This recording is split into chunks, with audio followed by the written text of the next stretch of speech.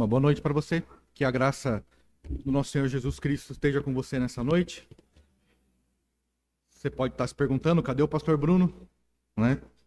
Ficou mais velho, cabelo grisalho, o que aconteceu com ele? O pastor Bruno, esse fim de semana, na verdade, ele teve um evento no Mackenzie, onde ele é capelão, então ele está lá nesse momento, e por isso ele não está aqui. E então o privilégio de compartilhar a palavra do Senhor com vocês nessa noite, ele é meu, e que Deus nos abençoe e nos edifique com a sua palavra. Eu convido você para que abra a sua Bíblia no Salmo de número 126. Salmo de número 126. São só 6 versos. Eu farei a leitura aqui e vocês acompanham na Bíblia de vocês. Salmo de número 126. A palavra do Senhor nos diz: Cântico de romagem. Quando o Senhor restaurou a sorte de Sião, ficamos como quem sonha. Então a nossa boca se encheu de riso e a nossa língua de júbilo.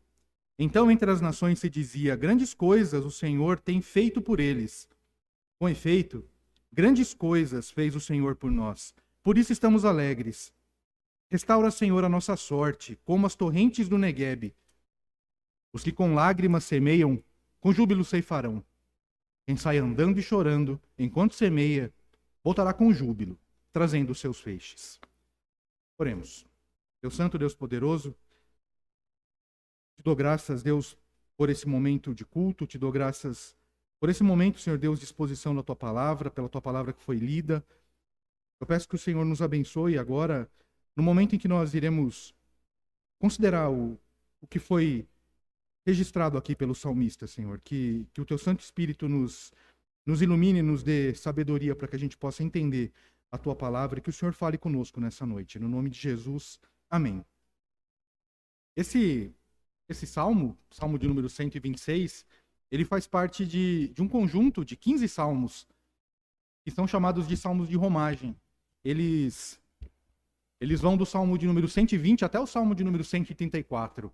Esses salmos, eles eram cantados pelo povo durante as peregrinações que eles faziam. Você já deve ter ouvido isso. O povo judeu, eles faziam peregrinações para Jerusalém anualmente, para participar das festas. Principalmente das 3 grandes festas que eles tinham lá anuais: a Páscoa, a festa de Pentecostes e de Tabernáculos. E durante esse caminho, enquanto eles caminhavam das regiões ali da Judéia até Jerusalém, eles iam cantando, enquanto eles estavam peregrinando ali pelo caminho. E esses salmos de romagem, eles tratam de diversos temas, mas em especial esse aqui, o Salmo de número 126, ele tem como tema principal dele a restauração, alegria, júbilo. É um salmo que fala sobre isso. E a palavra de Deus, ela convoca a mim, ela convoca você, através desse salmo, do salmo de número 126, para que a gente viva alegre. O tema principal dele é esse: viver alegre. Mas é interessante que esse desafio de viver alegre, de estar alegre no Senhor, não é algo que somente esse salmo coloca. Isso permeia a Bíblia toda. Vocês devem se lembrar que o apóstolo Paulo, em Filipenses, capítulo 4, versículo 4, ele escreveu: alegrai-vos sempre no Senhor. Outra vez vos digo, alegrai-vos. Isso dá para a gente uma dimensão de quão importante é esse tema para a palavra de Deus, de viver alegre. E é um desafio para a gente, como crente, buscar isso, buscar essa sabedoria. Isso tem desafiado muitos cristãos ao longo do tempo de como fazer isso, como viver alegre, como estar sempre alegre quando a vida está cercada de tantas dificuldades, quando a gente vive uma vida tão adversa, uma vida com tantos conflitos, com tantas angústias. Mas é isso que o Senhor espera do povo dele. O Senhor espera que, enquanto a gente está aqui, enquanto a gente está peregrinando por esse mundo quebrado, que a gente viva alegre, que o nosso espírito esteja alegre, tranquilo, que a gente tenha gratidão por todas as coisas. E talvez você pode estar se perguntando agora, como é que eu posso fazer isso? Como é que eu posso ser grato a Deus quando uma doença vem sobre mim ou sobre alguém que eu amo? Como é que eu posso estar alegre quando as contas não fecham no final do mês? O salário acaba lá pelo dia 20.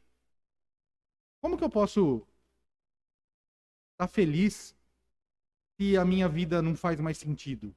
Se eu não consigo achar beleza nas coisas? Como que eu posso fazer isso? Esse salmo, ele nos fala exatamente sobre isso. Como é que eu posso cultivar um espírito alegre? Como é que eu posso me alegrar no Senhor, mesmo diante de tantas dificuldades, mesmo diante de tantas situações adversas? A gente não sabe quem escreveu esse salmo. Não há nenhuma menção aqui ao autor dele. Mas ele conseguiu expressar muito bem esse sentimento que o povo de Deus teve naquele momento em que a nação de Israel, ela tinha acabado de ser libertada do cativeiro babilônico. Depois dos 70 anos que ela havia passado lá na Babilônia, eles tinham sido libertados. E o salmista, então, registra esse momento de alegria do povo. E esse, então, é o provável contexto em que esse salmo ele foi escrito. Mas o salmo começa falando exatamente sobre a restauração da sorte de Sião.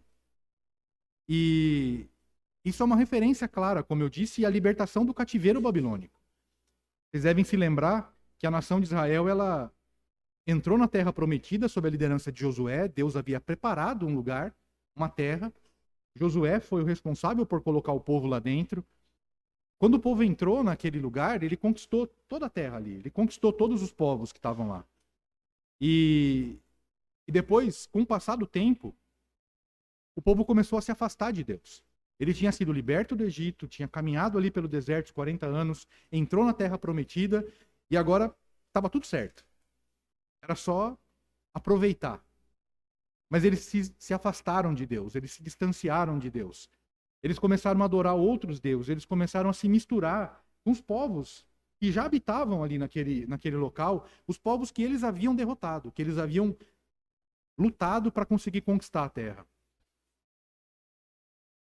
Deus, então, ele enviou juízes, ele enviou profetas, ele enviou até reis para poder reformar a religião do povo de Israel. Parcialmente eles conseguiram fazer isso, não totalmente. E o povo continuava ainda idólatra, o povo continuava ainda com o coração duro e longe de Deus. Até que, depois de tantos avisos, depois de tantos alertas dados pelo Senhor, a paciência dele se esgotou. A paciência do Senhor, ela acabou. Claro que a paciência do Senhor nunca se acaba, mas aqui numa figura de linguagem ela se esgotou e Deus então exerceu o juízo sobre o povo. O juízo que ele já vinha avisando através dos profetas, através dos juízes. Então, os assírios invadiram o reino do norte. Naquele momento, o povo estava dividido em dois reinos, reino do norte e reino do sul. Os assírios invadiram o norte, a capital era Samaria, e levou o povo em cativeiro. O reino do norte é interessante, é onde acontecia a adoração ao bezerro de ouro. Aquele bezerro de ouro que eles haviam construído, eles haviam fundido durante a fuga deles do Egito. E eles continuavam adorando aquele bezerro lá, mesmo sabendo que aquilo era uma prática pagã.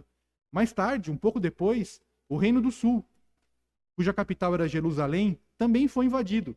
Foi invadido pelos babilônicos. Destruíram Jerusalém, destruíram o templo, destruíram a cidade, os muros, e levaram o povo cativo por 70 anos.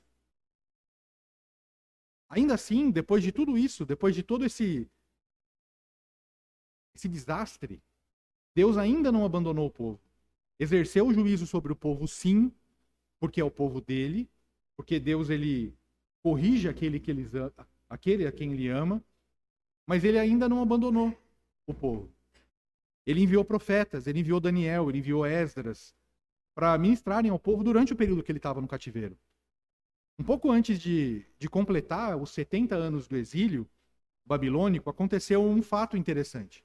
Os persas, eles dominaram, eles subjugaram a Babilônia, eles invadiram e tomaram a Babilônia. Eles eram, então, naquele momento, o poder dominante, o império mais forte do mundo naquele momento.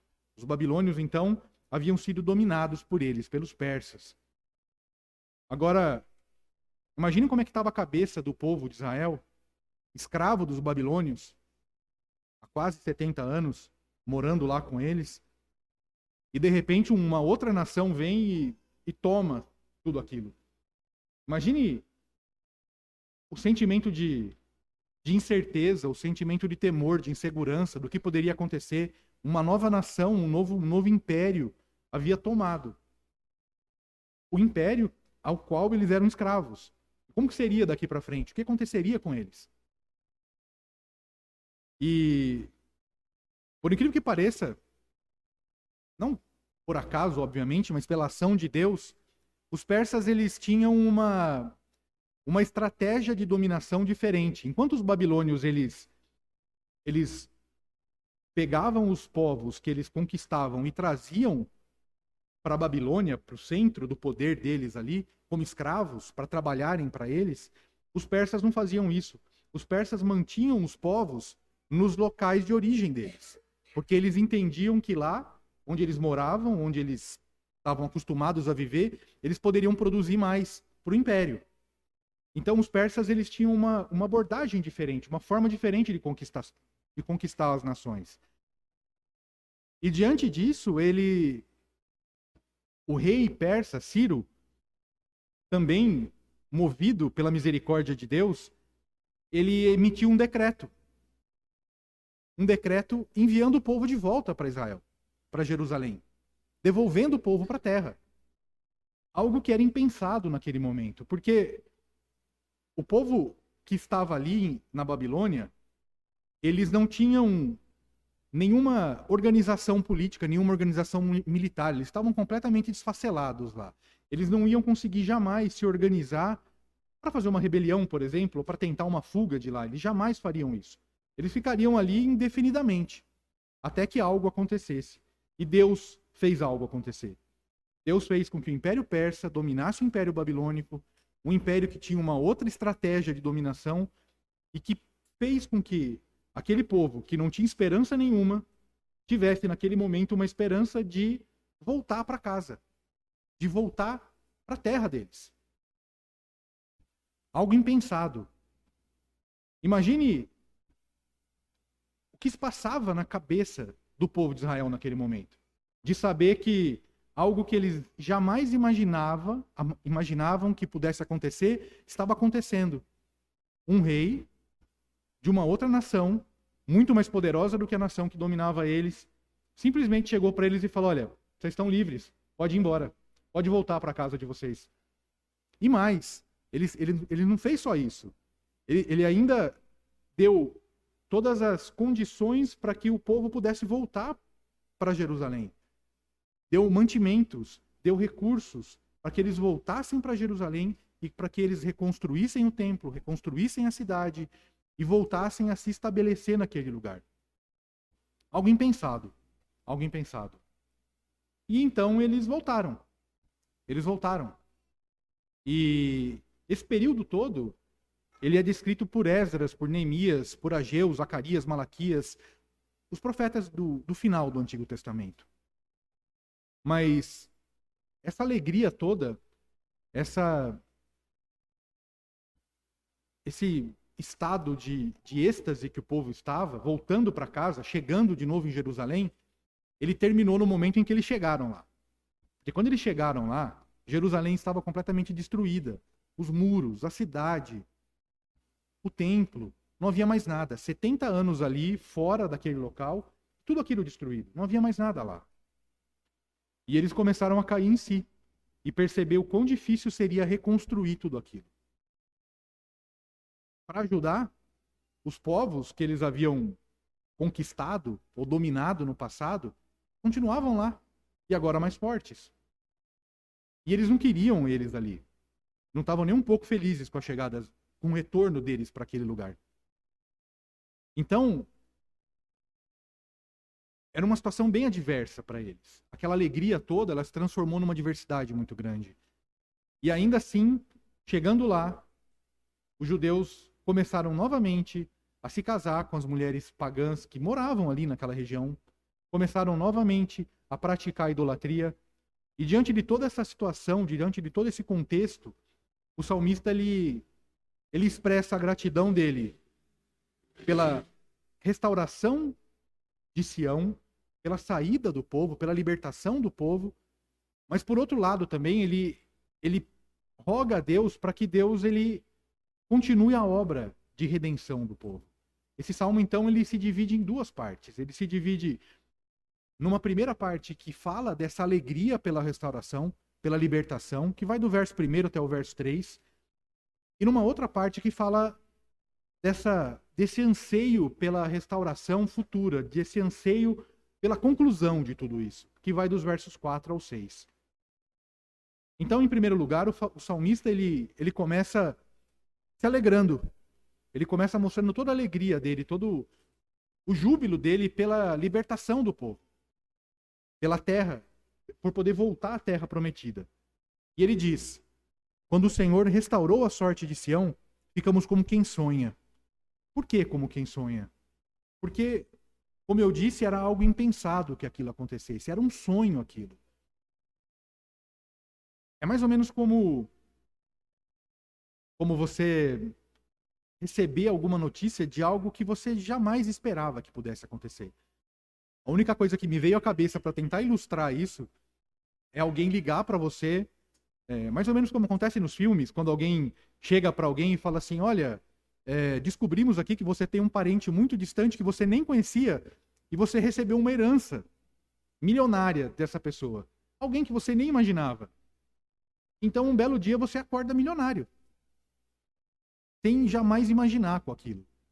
É mais ou menos isso que aconteceu com o povo. Como eu disse, eles não tinham a menor condição de por si mesmo, pela própria estrutura do povo ali, de conseguir sair daquela situação. Só a ação de Deus podia fazer isso. E Deus fez. E por isso eles estavam como quem sonhava. Como quem sonhava. E o salmista continua, então, exaltando ainda essa alegria toda, dizendo que, no verso 2, então a nossa boca se encheu de riso e a nossa língua de júbilo. O salmista mostrava que o povo ria à toa. O povo estava num estado que qualquer coisa, qualquer encontro, qualquer pessoa que se encontrassem ali, um olhava para o outro e acho que eles riam de alegria, de felicidade, enquanto eles estavam ali presos na Babilônia, sabendo que eles iam sair de lá, que eles iam voltar para casa. A alegria era imensa. E mais do que isso, o salmista ele continua dizendo que entre as nações se dizia: grandes coisas o Senhor tem feito por eles. Porque haviam outras nações ali escravizadas junto na Babilônia. Como eu disse, a Babilônia trazia as nações para serem escravas ali, com eles. E eles conversavam entre eles ali, eles falavam e diziam: olha o que meu Deus fez, ele me libertou, eu estou livre, eu estou voltando para casa, eu vou voltar para minha casa. E a gente consegue entender aqui, pelo texto, que muito provavelmente as outras nações não tiveram a mesma sorte que os israelitas, de voltar para o seu lugar de origem. E eles diziam isso para as nações, para os outros povos que estavam ali. E os outros povos reconheciam isso, dizendo que entre as nações se dizia: grandes coisas o Senhor tem feito por eles. Eles reconheciam isso. E o salmista continua dizendo que a própria nação de Israel reconhecia isso também, dizendo: com efeito, grandes coisas fez o Senhor por nós, por isso estamos alegres. A alegria deles era imensa, e eles reconheciam isso, demonstrando todo o júbilo, toda a alegria deles por essa restauração, por essa bênção do Senhor na vida deles. Contudo, esses dias de alegria, esses dias de êxtase, de felicidade, de júbilo, eles terminaram, como eu disse, no momento em que eles chegaram, em que eles voltaram para casa.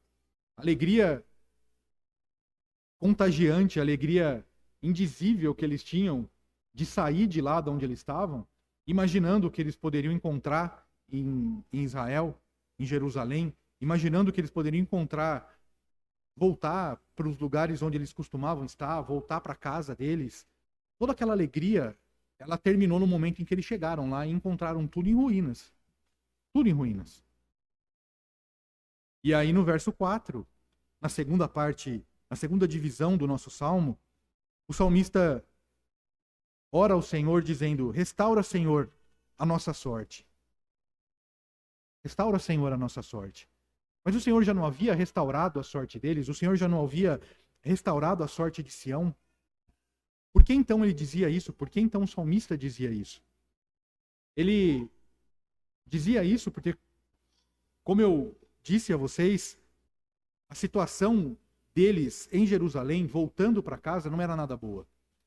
Eles não tinham recursos, eles não tinham muitas posses ali. Estava tudo destruído, templo destruído, muro destruído, casa destruído. As pessoas que ficaram lá, alguns permaneceram lá ainda, mas não conseguiram manter nada, não conseguiram restaurar nada. O trabalho era imenso, havia muita coisa para ser feita, e nem todos os judeus que estavam na Babilônia quiseram voltar para Jerusalém. Muitos ficaram lá, porque já estavam acostumados, já estavam habituados ali ao modo de vida daquele lugar, já estavam com as vidas estabelecidas e acabaram ficando lá. E aqueles que voltaram para Jerusalém, então, eles começaram a pensar no que fazer. E a palavra de Deus, ela diz para a gente que eles se preocuparam muito mais com as coisas deles, com as casas deles, com os negócios deles. Eles esqueceram da cidade, eles esqueceram do templo, eles não se preocuparam muito com isso. Eles estavam mais preocupados em resolver cada um a sua situação. Tanto que Ageu, um dos profetas que eu mencionei ali, que registram esse período, Ageu capítulo 1, versículo 4, ele diz ao povo, ele repreende o povo dizendo: por que vocês estão preocupados com suas próprias casas e não com a casa de Deus? O povo não estava animado para reconstruir o templo, o povo não estava disposto a fazer isso. Eles estavam preocupados com as casas deles, com as coisas deles. Esdras, Neemias, eles também se uniram para chamar a atenção do povo, porque, como eu disse, muitos haviam ficado lá na Babilônia. E havia um certo desânimo, havia uma certa desorganização. Então houve esse baque, houve essa queda no ânimo do povo quando eles chegaram lá. Eles não estavam de fato animados para reconstruir tudo aquilo que eles precisavam fazer. E aí então o salmista diz: Senhor, restaura a nossa sorte. Restaura a nossa sorte. Mas o salmista ele usa uma analogia, ainda no verso 4, pedindo ao Senhor que restaure a sorte como as torrentes do Negueb. Imagino que vocês já tenham ouvido falar sobre o Negueb, talvez, mas se não ouviram, o Negueb ele é uma região montanhosa e desértica que fica no sul da Judéia. É uma região que tem muitos vales, muito pedregosa, assim, cheia de pedras, difícil de caminhar por ela, e ela ocupa uma boa parte do território de Israel. Ela ocupa quase metade do território de Israel. E ela fica seca a maior parte do ano. Mas quando chove, numa certa época do ano, quando chove nas montanhas, chove muito. E a água desce por aqueles vales de forma muito volumosa e muito violenta. Ela desce levando tudo. E depois que ela desce, ela irriga todos os rios ali, ela traz vida para aquela região. E aquilo que era deserto começa a ficar tudo verde, começa a ficar tudo cheio de vida, numa certa época do ano. E o salmista pede então para que o Senhor restaure a sorte de Israel, a sorte de Sião, a sorte de Jerusalém, da mesma forma como as torrentes do Negueb restauram a vida no deserto. De forma violenta, de forma forte, volumosa, para que seja impactante, para que aconteça rápido. É isso que ele pede. É isso que ele está pedindo para que Deus faça. E ele usa uma outra figura de linguagem na sequência, que estão nos versos 5 e 6. Ele diz que com lágrimas semeiam, com júbilo ceifarão. Quem sai andando e chorando, enquanto semeia, voltará com júbilo trazendo os seus feixes. É uma referência a esse cenário todo de seca, porque eles sabiam que numa determinada época do ano a chuva viria. Então, na época seca, com solo duro, árido, eles semeavam. Eles saíam para semear. E eu imagino o quão difícil deveria ser semear naquele negócio duro. O quão trabalhoso, o quão exaustivo devia ser. E muitas vezes o quão incerto, porque talvez a chuva atrasasse, talvez não chovesse o tanto que esperavam, talvez não fosse da forma como eles imaginavam. Então, era um ato de fé. Semear ali era um ato de fé. E era um ato de dificuldade. Por isso que a palavra do Senhor registra isso. Os que com lágrimas semeiam, com júbilo ceifarão. Porque eles faziam isso com muita dificuldade, crendo na providência do Senhor de enviar a chuva, que viria, que irrigaria tudo aquilo que havia sido semeado, para que tudo aquilo florescesse. Para que eles pudessem, então, como o verso 6 diz, voltar com júbilo, trazendo os feixes de tudo aquilo que eles recolhessem. A gente pode entender, então, que o salmista, ele se alegra, olhando para trás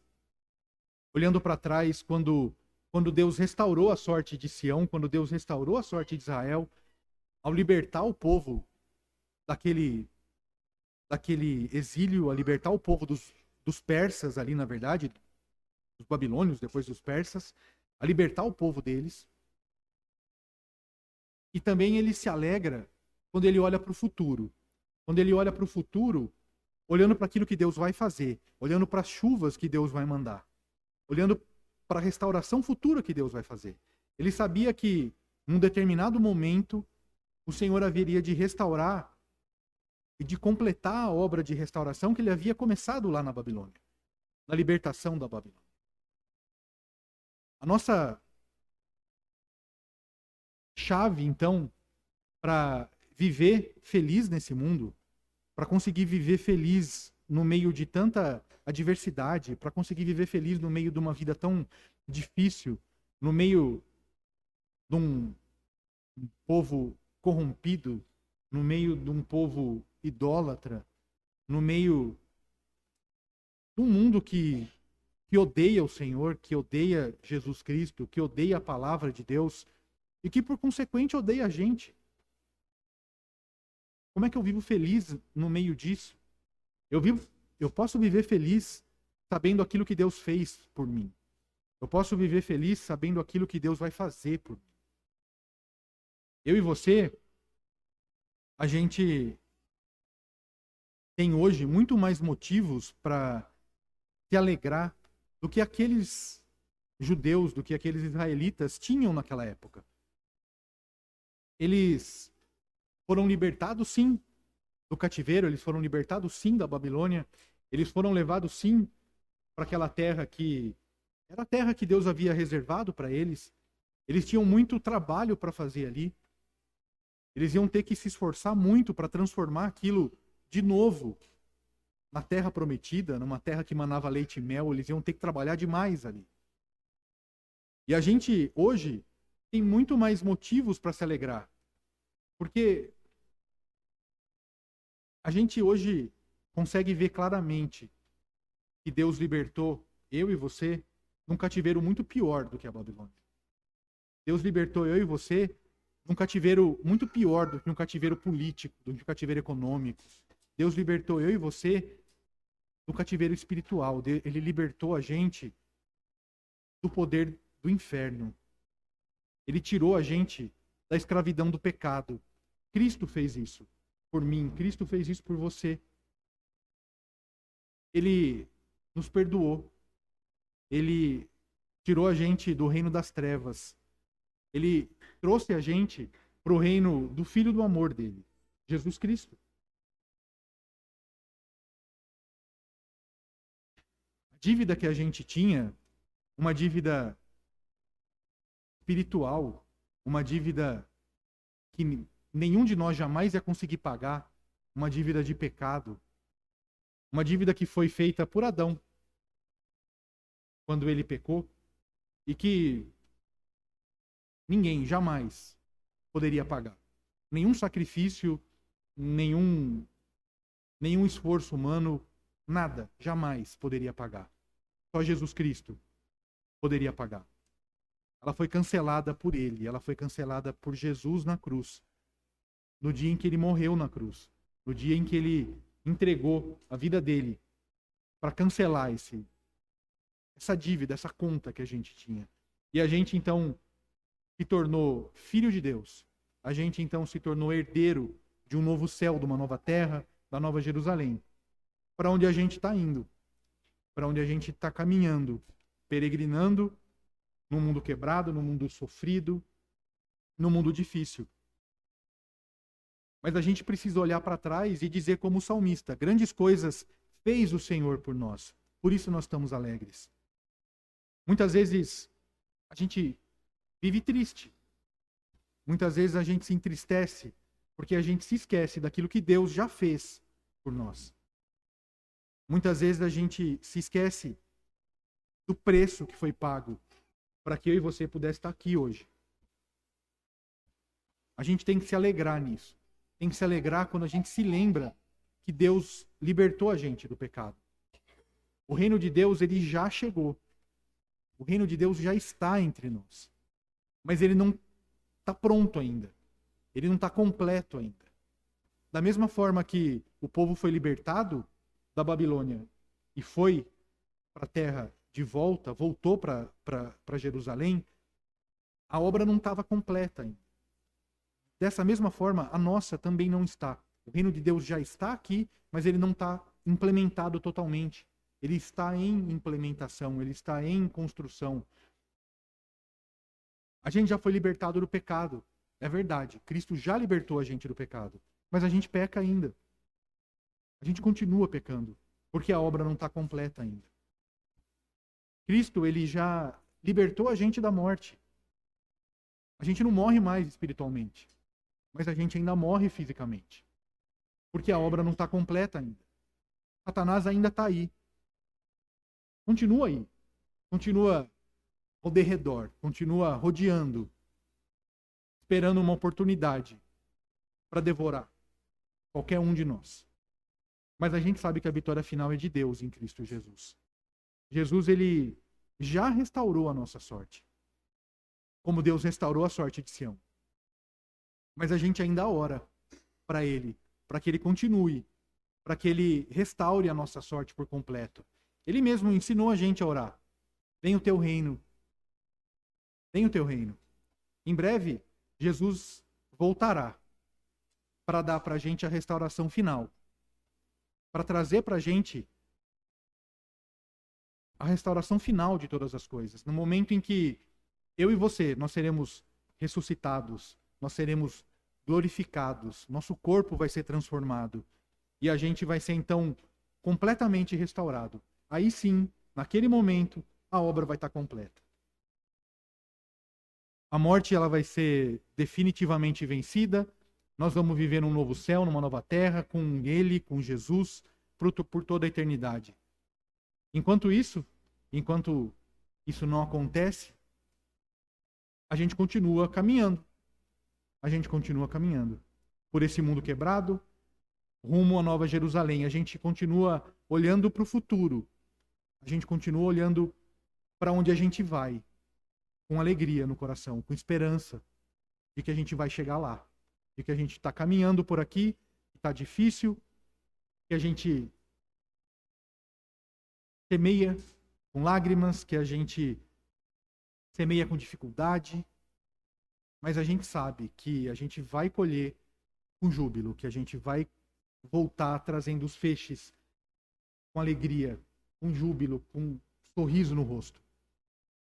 A gente vive feliz nesse mundo, não porque tudo nos vai bem, como diz a música. A gente vive feliz nesse mundo, não porque a gente não tem dificuldade, não porque a gente não sofre, não porque a gente não chora, não porque a gente não adoece, mas porque a gente confia naquilo que Deus fez. A gente confia naquilo que Deus já realizou. E a gente confia naquilo que Deus vai fazer. A gente crê nisso. Eu creio nisso. Naquilo que Deus vai fazer. Lembre-se das palavras de Jesus no Evangelho de João, capítulo 16, verso 33. Estas coisas vos tenho dito para que tenhais paz em mim. No mundo passais por aflições, mas tende bom ânimo. Eu venci o mundo. Então, eu pergunto para você, pergunto para mim, também nessa noite, em que se baseia a sua alegria? Onde você coloca a sua alegria? Da onde ela vem? Ela vem daquilo que você tem? Ela vem da sua casa? Ela vem do seu carro? Ela vem da sua conta bancária, dos seus investimentos? Ela vem do seu seguro de vida? Da sua previdência privada? Da onde vem a sua alegria? Ela vem das suas conquistas? Ela vem daquilo que você adquiriu ao longo da sua vida, dos seus títulos acadêmicos, da sua posição no seu trabalho? Ela vem disso? A sua alegria vem daí? Ela vem dos seus relacionamentos, do seu casamento, dos seus filhos, da alegria que eles te dão? Ela vem dos seus netos? Ela vem da onde? Essas coisas, elas são boas. Elas alegram a gente também. Mas elas são passageiras, elas acabam. Todas elas vão acabar. Todas. Nada vai permanecer. E a nossa alegria verdadeira, ela tem que estar em Deus. Ela tem que estar na obra que Ele fez por mim, que Ele fez por você em Cristo Jesus. E porque só isso é eterno. Só isso não vai acabar. Essa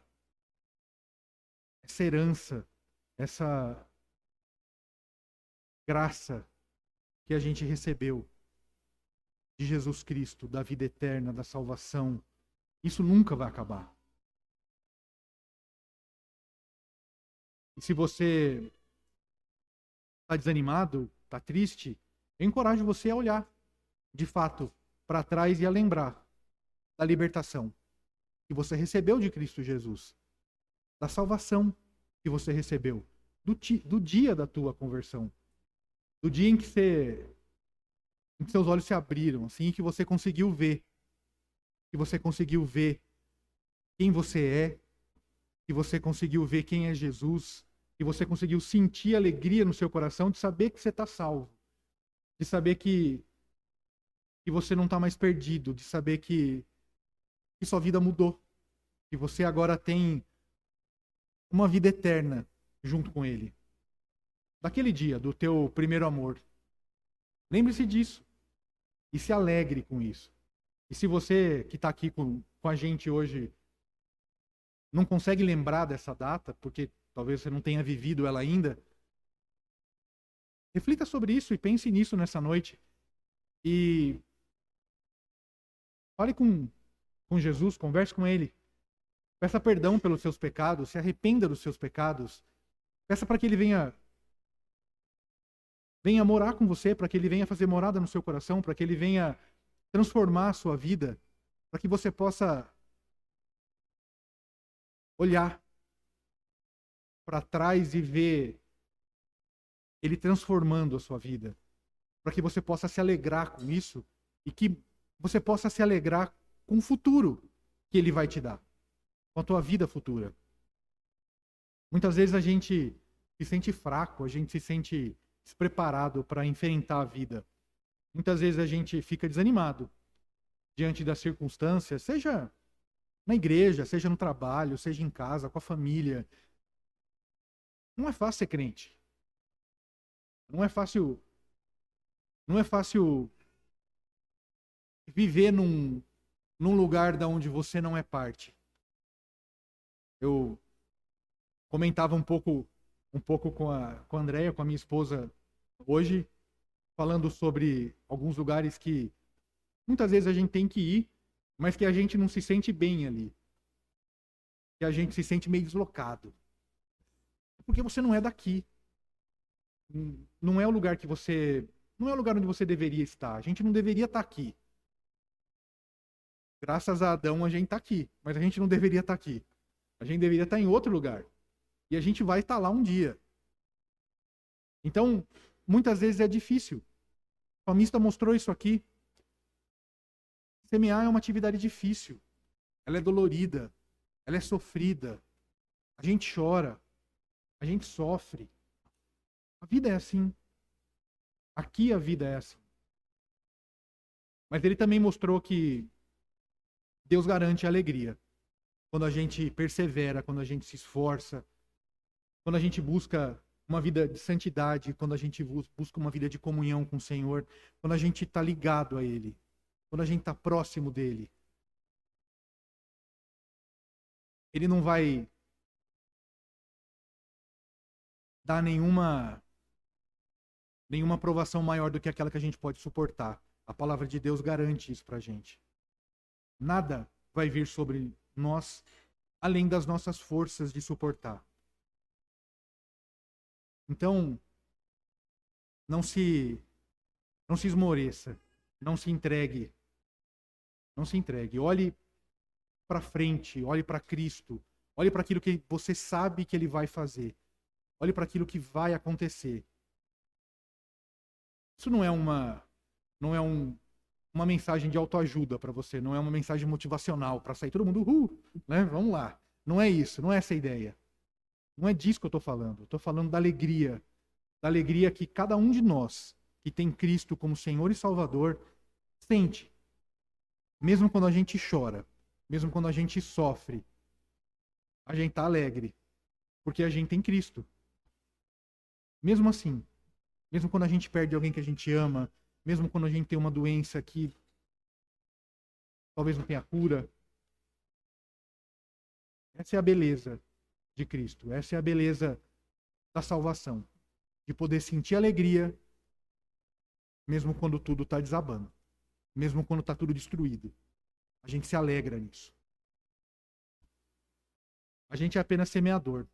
A gente só semeia. A gente está só peregrinando aqui.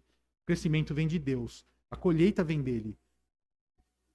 Os feixes que a gente vai carregar vão ser dados por ele. Então, mesmo na dificuldade, a gente pode dizer sim. Grandes coisas fez o Senhor por nós. Por isso a gente está alegre. Grandes coisas o Senhor vai fazer por nós. Por isso a gente está alegre. Então, que Deus tenha misericórdia de mim. Que Deus tenha misericórdia de você.